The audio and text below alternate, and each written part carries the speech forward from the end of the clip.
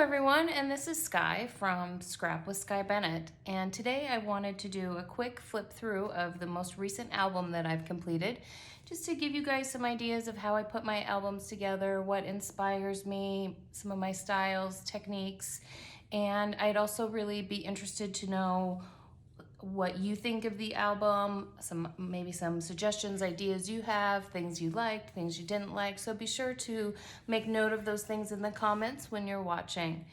So this is my album for my first volume from 2022. I'm a chronological scrapper. And so this is January through March of this year. I used the National Scrapbook Day cover set. I just love this cover set. I really like birds. So this album was right up my alley. The green on here has a little bit of shimmer to it, and it's just super cute. I generally like to use the product collection that coordinates with the album for my front and my back pages. I like to do this just to sort of very clearly mark that this is the beginning and the end of the album, kind of sets a tone and coordinates the album project, although I do use quite a variety of product throughout the album. I start and end with the same thing that matches the album, makes it a nice, neat package. So this first cover sheet just has a few photos on the front. These photos repeat throughout the album, so this is just a snapshot of some of the things that you'll be seeing, getting a glimpse of what's in the album. So just kind of a little summary page and a little teaser, if you will.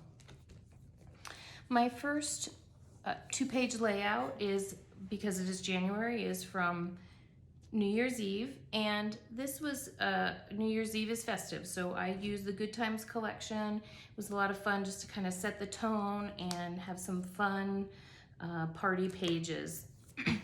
The next two are single page layouts. I don't do a lot of single pages. I do try to mostly scrap in two-page segments. However, that's not always possible based on the photos that you have, and I don't want to leave anything out, of course. So here I've done two single page layouts. They don't coordinate, they don't have any sort of commonality. They're just what I call miscellaneous pages, and I typically do those as filler for when I need a single page.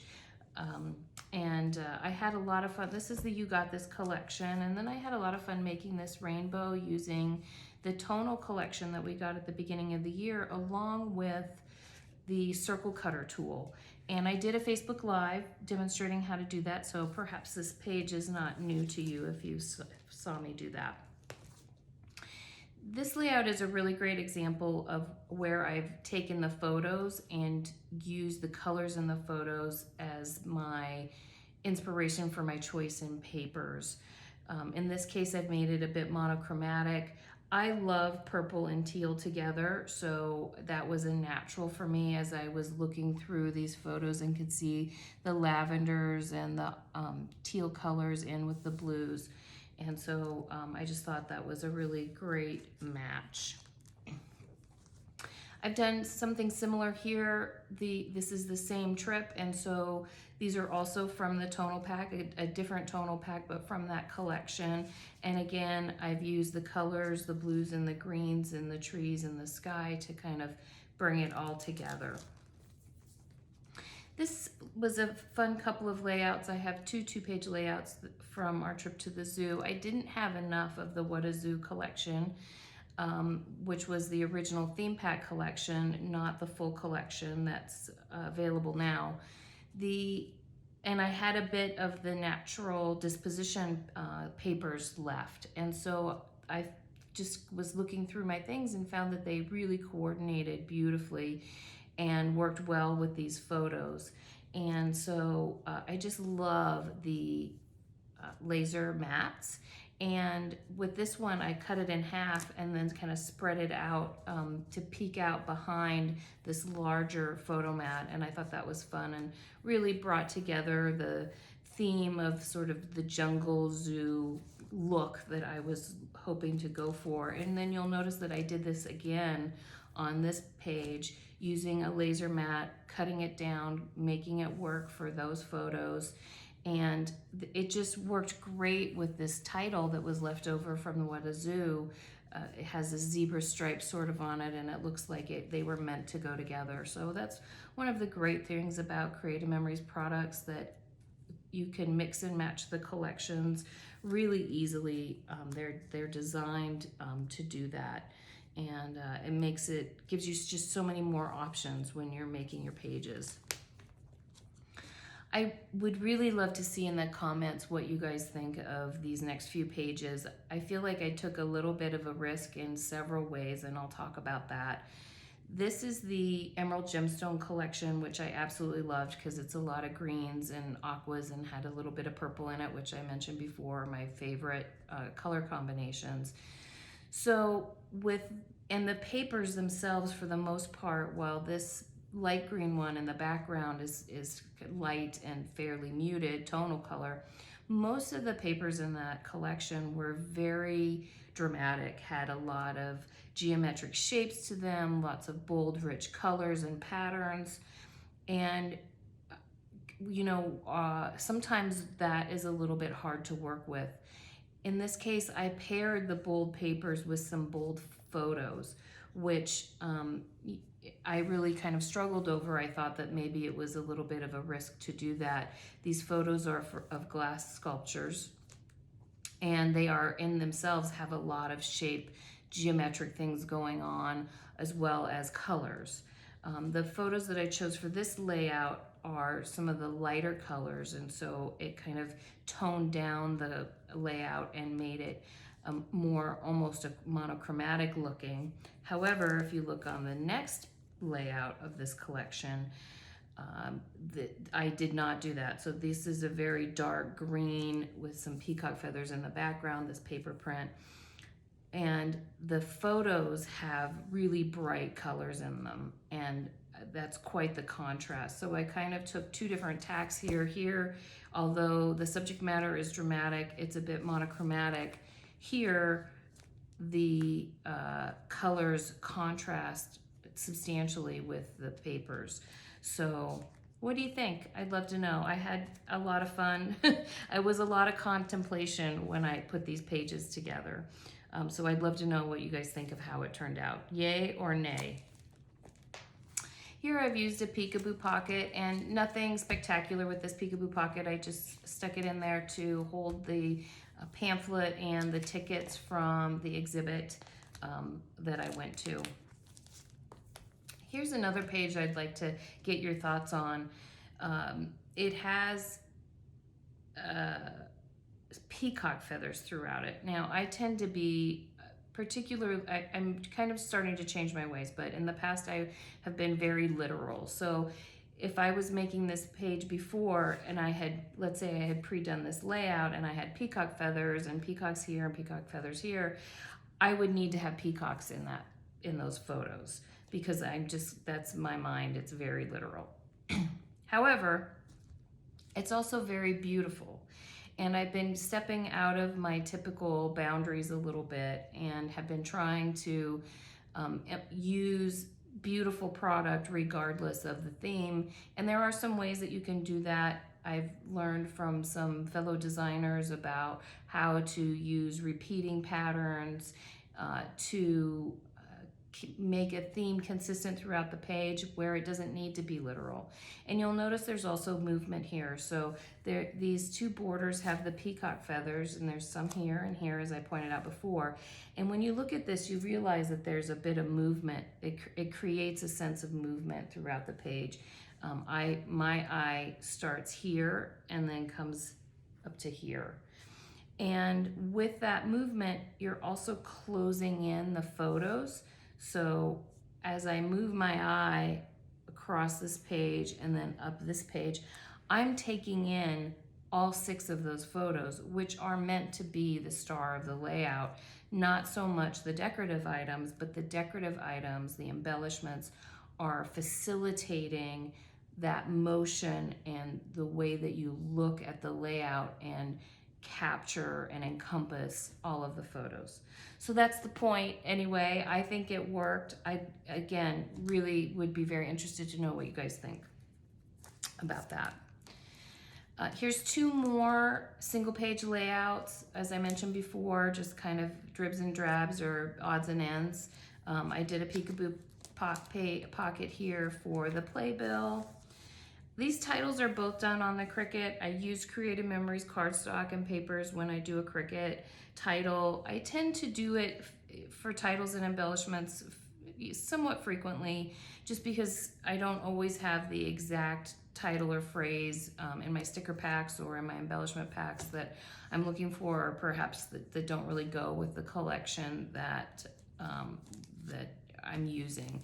So I'll just make my own. It can be time consuming, but not always. Sometimes they go together really quickly. Like this one was super easy. This one was a little bit more entailed.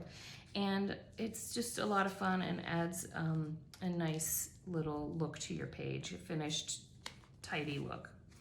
A couple more peekaboo pockets here, 2 sizes for Valentine's Day cards on this Valentine's layout.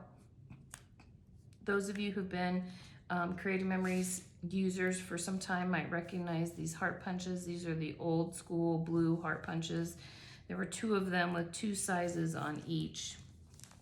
And I just pulled those out to put together some embellishments there. This is the Rugged collection. I had forgotten I had this until very recently, and I had the full Power Palette collection going back to old CM. It's been around for quite a while, and I thought it went perfectly with these photos. I actually quite like it. It's masculine, and I have a girl, and we don't necessarily do a lot of masculine things, but she had her choir, school choir, sang the national anthem at a hockey game, and my dad was in town, and we all went as a family to watch the game, and so I thought this was actually worked out perfectly for these particular photos. Here again, color is absolutely the color in the photos are what I've based my layout on. These blue skies are just stunning, and I couldn't ignore that. So I used mostly blue papers. My daughter has a little bit of green in her jacket, so I used this green stripe and the green here to kind of pick that up a little bit, and really just showcasing the photos and telling the story of that beautiful day with the blue clear skies. Going back to my sense of literalism, here's a case where I was very literal, and I think it worked great. This photo has my dad and his brother in front of a cross-section of a huge sequoia. The Deep in the Woods collection, as the name would suggest, has a lot of trees and woodsy types of product, and this tree ring frame I just thought was absolutely perfect to go along with this, and the paper in the background has a wood grain pattern. Another thing that I did here that I don't often do is just do a single photo on a page. It's pretty rare that I do that outside of a cover page, but this was a special day. My dad and his brother toured the tree ring laboratory at the University of Arizona. They grew up in the timber industry, and my family was in the timber industry, and so it was just a great special day for them, and I felt that it warranted a special page with just a single photo and a little bit extra journaling over here. This is also more journaling than I typically would do to talk about a single page or a single photo, and I think it turned out great. You'll notice on this page, as a contrast, typically my journaling is in much smaller blocks. Here I have a small little journal box, and then I have a couple little side notes there. Whereas here I really spent a lot more time talking about the day and where they were and what they did, and much, made it stand out as a special page. This is Homestead collection. Very homey. I love this floral print. I don't always love florals, but I thought this one was really elegant with the white, I think those are magnolias, and just a really pretty neutral with the grays and the greens and a little bit of brown, and it's got a tad of kind of this terracotta orangish color in there that I think works really nicely.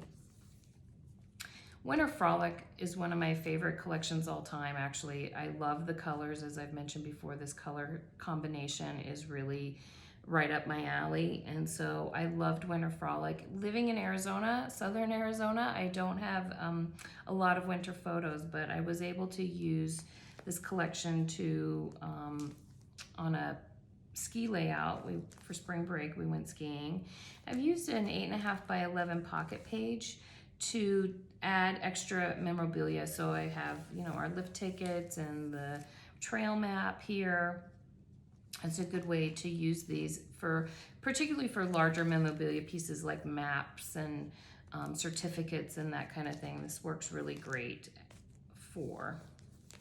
Some more of this really pretty Winter Frolic. I used up my last bit of it, so I don't have any left. I'm sad to say, but I don't have any winter photos either, so I guess it's okay. This is the National Scrapbook Day collection from last year, from 2021.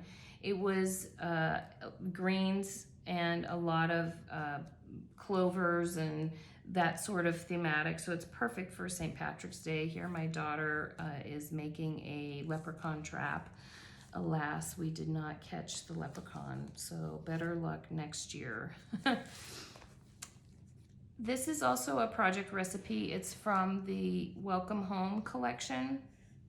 Welcome Home, as it would suggest, is the embellishments in particular, and the mat cards, the messaging throughout that collection is very much a homey, family, kind of cozy, backyard in the house sort of thematic collection. And I've used it for outdoor photos. I thought that the colors from Welcome Home really lend themselves beautifully. The blues, the browns, the greens are great for outdoor photos. So I used this project recipe for that. And I was able to find some of the embellishments that I thought worked okay with that, like Enjoy Today and Living Our Best Life. I thought it came together really nice for outdoor photos. So here's another 8.5 by 11 pocket page for a certificate. Here's some Welcome Home. Again, this was a fun page to do with these circles in the corners. And this was also really fun technique using frame punch. So this piece of floral paper was cut into 4 sections, not in quarters. There's this piece here, and then 2 pieces, and then a larger piece here. And then out of the corner, inside corner of each one, 2 cuts with a frame punch to create that really fun design, and leave this opening here to pop in an embellishment. So I enjoyed doing that. And here's something a little bit different. I've used 5 by 7 photos, which I don't do a lot of either, but kind of going back to that, creating a sense of importance for some special photos. This is my daughter with my mom and my dad, so her grandma and grandpa. And then I journaled on the back page, and here I created a little tab as a lift for that peekaboo pocket, which is a fun thing to do. Creates interest. Some more Welcome Home, and then this is, this is Homestead, and this is Welcome Home. Here again, I love these greens from that collection, and it looked just great for these little tortoise pictures that we had. Don't use a ton of pink, even though I do have a girl. We don't do a lot of pinky things, but sometimes it's just fun to do that. And here I had some beautiful pink flowers in my yard that I thought that were really set off nicely with the pink pages, pink pattern papers. And same here, there's a girl eating ice cream in a pink t-shirt, so how perfect is that? I guess it deserves a pink page. So those are and this, by the way, going back to this page, was a recipe template. So those are a lot of fun.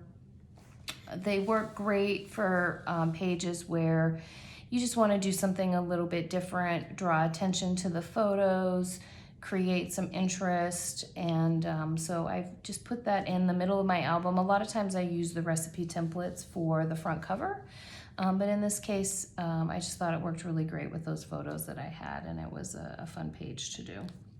So that's the end of my pages with photos on them. My back cover again repeats the cover page with it's a mirror of the cover page. I didn't put any photos or any embellishments on here. You certainly could, because this is a volume 1 of what will probably be 3 or 4.